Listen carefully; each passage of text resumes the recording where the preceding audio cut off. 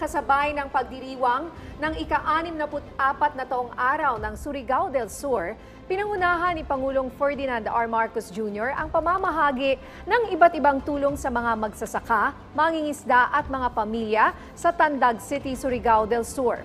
Ayon sa Pangulo, ito isa nagpapatuloy na assistance ng pamahalaan para matugunan ang mga pangangailangan ng sektor ng agrikultura at suporta sa mga lokal na komunidad. Kabilang sa mga ipinamahagi ang mga kagamitan sa pagsasaka at iba pang support services na nagkakahalaga ng 6 na milyong piso mula sa Department of Agriculture. Namahagi rin ang Pangulo ng 10,000 pisong tulong pinansyal sa ilang benepisyaryo.